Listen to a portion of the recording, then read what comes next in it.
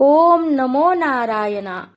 स्वागत है आपका गुरु पूर्णिमा कथा में। आप सभी को गुरु पूर्णिमा की हार्दिक शुभकामनाएं। यह गुरु पूर्णिमा की मूल कथा है। महर्षि वेद व्यास जी, जिन्होंने मानव जाति को ज्ञान का अक्षय भंडार दिया। द्वापर युग की बात है। यमुना नदी के किनारे महर्षि पराशर एक बार नाव से नदी पार कर रहे थे। उस नाव को मल्लाह कन्या सत्यवती चला रहे थे। वह अत्यंत रूपवती थी। सत्यवती के साथ उस दिन एक दिव्य संयोग हुआ। उस मिलन से यमुना के एक द्वीप पर एक तेजस्वी बालक का जन्म हुआ। उस बालक का वर्ण श्याम था और वे द्वीप पर जन्मे थे, इसलिए उनका नाम पड़ा कृष्ण द्वैपायन। महर्षि पराशर ने जन्म के समय ही उस बालक को आशीर्वाद दिया, यह बालक महान ज्ञानी होगा और युगों युगों तक जगत का मार्गदर्शन करेगा। वह बालक आगे चलकर वेदव्यास के नाम से विश्व विख्यात हुए। बाल्यकाल से ही कृष्ण द्वैपायन के ज्ञान और अध्यात्म में गहरी रुचि थे।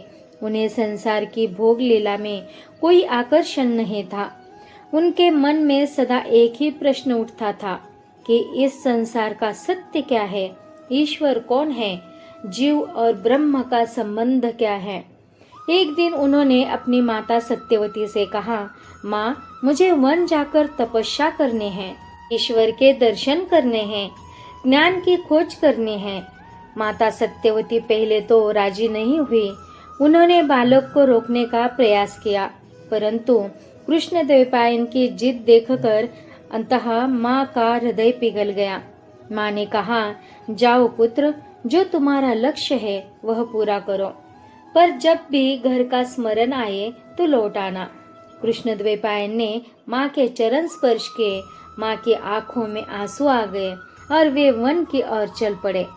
वन में पहुंचकर कृष्ण द्वैपायन ने कठोर तपस्या की। वर्षों तक उन्होंने घोर साधना की। उनकी निरंतर साधना से उन्हें दिव्य ज्ञान की प्राप्ति हुई। संस्कृत भाषा पर उनकी पकड़ इतनी गहरी हो गई कि उन्हें वाणी की देवी सरस्वती की असीम कृपा प्राप्त हुई। तपस्या के बाद कृष्ण द्वैपायन ने देखा कि वेद ज्ञान अत्यंत विशाल और गूढ़ है। साधारण मनुष्य इसे समझ नहीं सकते। उन्होंने संकल्प किया, मैं इस अखंड वेद ज्ञान को सरल और सुलभ बनाऊंगा। मानव जाति को यह अमर भंडार सुपाच्य रूप में दूंगा। उन्होंने एक अखंड वेद को 4 भागों में विभाजित किया।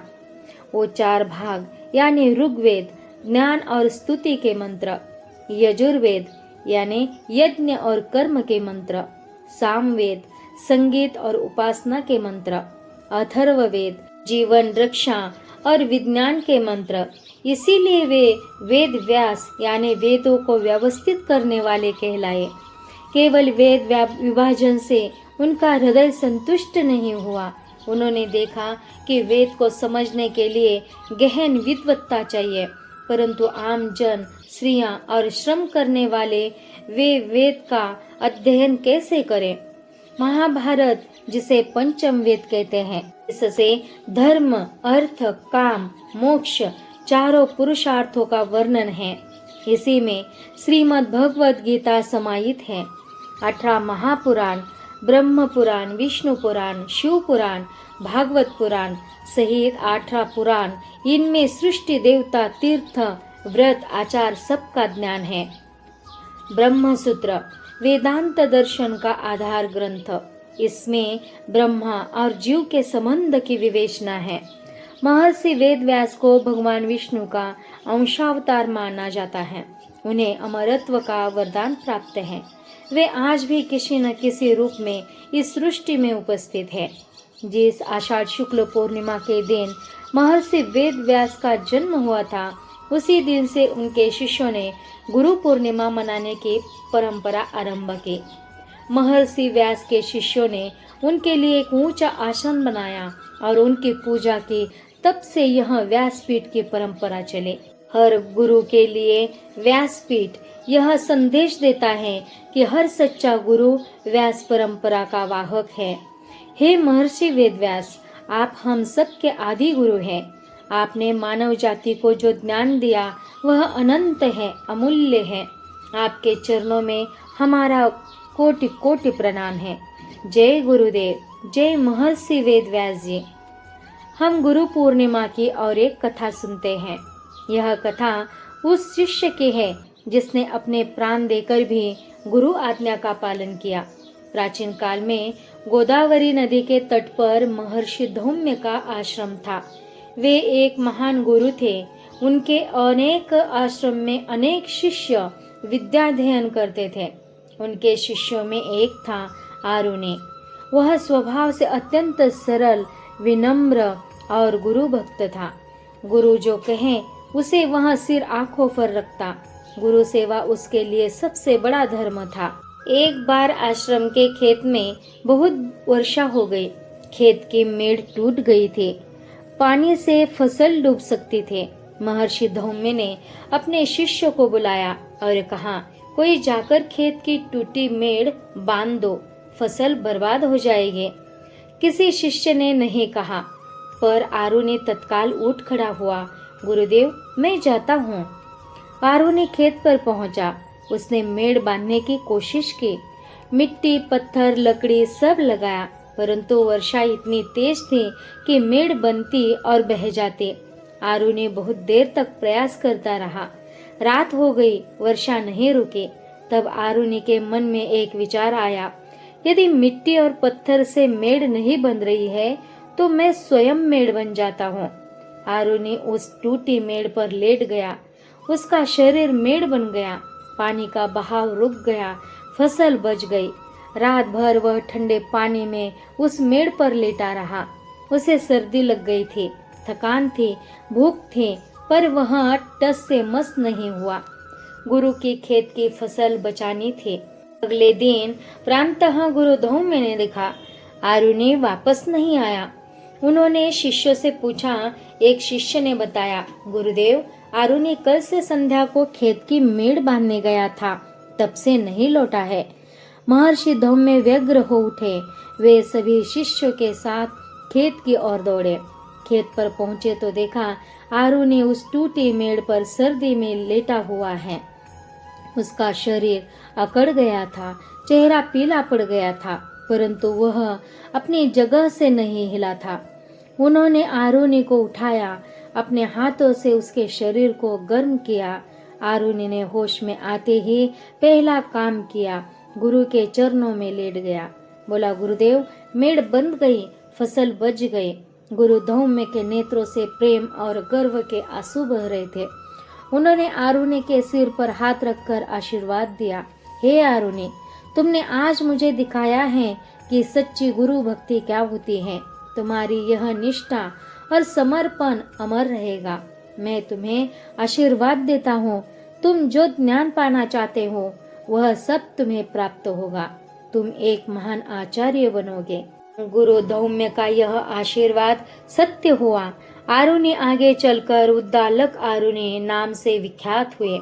छांदोग्य उपनिषद में उनके और उनके पुत्र श्वेतकेतु के प्रसिद्ध संवाद है, जो तत्वमसि तुम ही वह ब्रह्मा हो का गुड़ ज्ञान देते हैं। इस कथा का संदेश है, सच्ची गुरु भक्ति अपने सुख को भूलकर गुरु कार्य को प्राथमिकता देती है। बिना प्रश्न किए पूर्ण समर्पण से गुरु का आज्ञा पालन करते हैं। गुरु की करुणा जो शिष्य की निष्ठा देखता है वह रो पड़ता है। सेवा ही साधना है। कभी कभी सेवा ज्ञान से बड़ी होती है। जय गुरुदेव, जय गुरु शिष्य परंपरा। मैं और एक कथा आपको सुनाना चाहती हूँ। यह कथा उस गुरु दक्षिणा की है जो स्वयं भगवान ने दी है और जो सबसे अनमोल थी। द्वापर युग में जब श्री कृष्ण और बलराम मथुरा में रहते थे, तब कंस वध के बाद नंद बाबा और यशोदा माँ ने उन्हें शिक्षा के लिए उज्जैन भेजने का निश्चय किया। महर्षि सांदीपनि उज्जैन के सर्वश्रेष्ठ गुरु थे। उनका आश्रम ज्ञान का केंद्र था। उनके पास श्री कृष्ण और बलराम शिक्षा ग्रहण करने पहुँचे। आश्रम में आते ही श्री कृष्ण और बलराम ने अपनी राजसी पहचान छोड़ दी। वे आश्रम के साधारण शिष्यों के भांति रहने लगे। प्रतिदिन प्रातःकाल उठना, गुरुकुल के नियमों का पालन करना, जंगल से लकड़ी काट कर लाना, गाय चराना, भोजन बनाना, सब कुछ। अन्य शिष्यों ने देखा, यह बालक तो कोई साधारण नहीं है। जब भी वे कोई शस्त्र उठाते, वे किसी पुराने योद्धा की तरह चलाते हैं। जब भी वे कोई विद्या सुनाते हैं, एक बार में ही कंठस्थ हो जाती हैं। महर्षि संदीपनी को शीघ्र ही बोध हुआ कि उनके सामने कोई साधारण शिष्य नहीं है। महर्षि संदीपनी ने केवल 64 दिनों में श्री कृष्ण और बलराम को 64 कलाएं, 14 विद्याएं और सभी शस्त्र शास्त्र सिखा दिए। जो विद्या अन्य शिष्यों को वर्षों में आती है, वह कृष्ण और बलराम को कुछ दिनों में शिक्षा पूर्ण हो गई। श्री कृष्ण और बलराम ने गुरु सांदीपानी के चरणों में प्रणाम किया। कृष्ण ने अत्यंत विनम्रता से पूछा, हे गुरुवर, आपने हमें अमूल्य ज्ञान दिया है। हम आपके चरणों में गुरु दक्षिणा अर्पित करना चाहते हैं। आज्ञा करें, हम क्या दे? महर्षि सांदीपनी क्षण भर मौन रहे। उनकी आंखों में एक गहरी पीड़ा थी। फिर उन्होंने कहा, पुत्रों, मेरी एक प्रार्थना है। मेरा पुत्र प्रभास क्षेत्र में समुद्र में स्नान करते समय एक भयानक लहर में बह गया था। आज तक उसका कोई पता नहीं है। यदि तुम उसे ढूंढकर मुझे लौटा सको, यही मेरी गुरु दक्षिणा है। कृष्ण और बलराम ने गुरु का संकल्प सुना। वे तत्काल प्रभास क्षेत्र द्वारका के पास की ओर चले गए। समुद्र के तट पर पहुंचकर श्री कृष्ण ने शंखनाद किया। पानी की लहरें शांत हुई। समुद्र के देवता प्रकट हुए। समुद्र देव ने बताया, गुरु पुत्र को पंचजन नामक असुर ले गया है। वह असुर शंख के रूप में समुद्र में छुपा रहता है। श्री कृष्ण समुद्र में कूद पड़े। उन्होंने पंचजन असुर का वध किया। उसके शरीर से एक दिव्य शंख निकला। यही पांचजन्य शंख था, जो श्री कृष्ण का प्रसिद्ध शंख बना। परंतु गुरुपुत्र उस असुर के पास नहीं था। श्री कृष्ण और बलराम यमराज के धाम पहुँचे। यमराज ने श्री कृष्ण को देखा और साष्टांग प्रणाम किया। श्री कृष्ण ने कहा, हे यमराज, हमारे गुरु सांदीपनी का पुत्र यहाँ है, उसे लौटा हो। यमराज ने गुरुपुत्र को तत्काल प्रस्तुत किया। श्री कृष्ण और बलराम गुरुपुत्र को लेकर सांदीपनी आश्रम लौटे। जब महर्षि सांदीपानी ने अपने पुत्र को जीवित देखा, उनकी आंखों से आनंद के आंसू बह गए। उन्होंने श्री कृष्ण और बलराम को अपनी बाहों में भर लिया। बोले, पुत्रों, आज तुमने सिद्ध किया कि गुरु भक्ति क्या होती है। तुमने मृत्यु के द्वार जाकर मेरे पुत्र को लौटाया है। यह गुरु दक्षिणा नहीं, यह तुम्हारा प्रेम है। और उन्होंने आशीर्वाद दिया, तुम्हारी कीर्ति अनंत काल तक अमर रहेगी। इस कथा का संदेश है, भगवान भी गुरु के आगे विनम्र है। स्वयं श्री कृष्ण ने गुरुकुल में रहकर सेवा की। गुरु दक्षिणा धन नहीं, गुरु जो मांगे वह देना, असंभव को संभव करना, गुरु की आज्ञा के लिए यमराज के द्वार तक जाना। गुरु का प्रेम वे पुत्र वापसी को धन से बड़ा मानते हैं। जय श्री कृष्ण, जय गुरुदेव, जय गुरु शिष्य परंपरा। तो आज के लिए इतना ही। हरि शरणम। ओम नमो नारायणा।